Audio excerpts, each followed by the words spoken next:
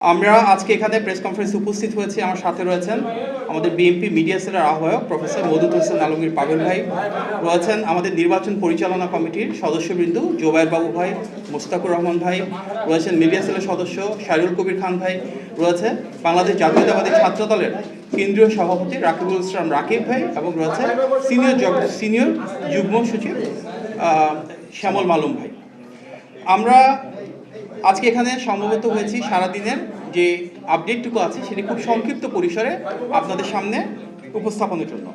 আপনারা ইতিমধ্যে অবগত আছেন যে বিএনপি চেয়ারম্যান আমাদের নেতা জনাব তারেক রহমান তার দুটি নির্বাচনী আসন বগুড়া 6 এবং ঢাকা 17-তে ইতিমধ্যে বেসরকারিভাবে বিজয়ী হয়েছেন, আলহামদুলিল্লাহ।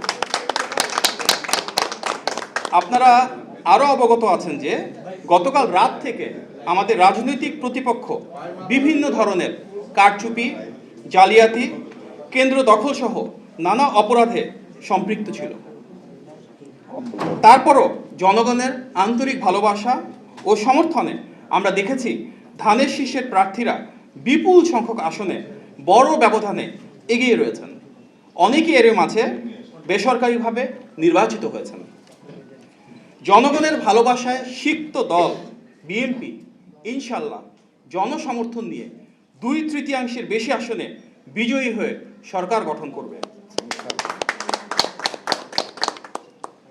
এখন পর্যন্ত প্রাপ্ত ভোটের হিসাব ও আসন ভিত্তিক বিস্তারিত তথ্যের ভিত্তিতে এই বিজয় নিয়ে আমরা অত্যন্ত আত্মবিশ্বাসী। আপনারা নিশ্চয়ই দেখেছেন আজকেও দেশ জুড়ে বিভিন্ন জায়গায় অনেক ধরনের কারচুপি, জালিয়াতি এবং সহিংসতার ঘটনা ঘটেছে।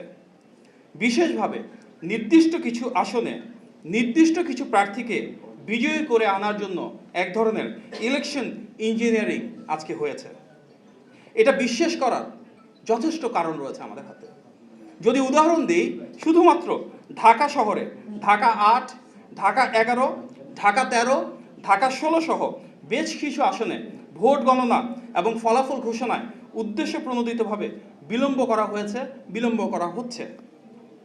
বিএনপি কিংবা ধানের শীষের বিপুল ব্যবধানে অপ্রতিরোধ্য যে বিজয়, সেই বিজয়ের ব্যবধানটাকে কমিয়ে আনার জন্য একটি নির্দিষ্ট রাজনৈতিক দল অপপ্রচার এবং নির্বাচনী আচরণবিধির লঙ্ঘন করেছে।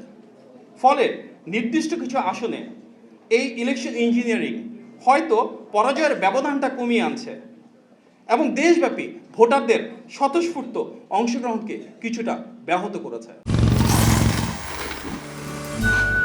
লাইফ তো প্যারা দিবেই, নেবেন না নির্মজাদার গোলমার্ক কপস, কুরমুরে বাইতে ফুরফুরে লাইফ।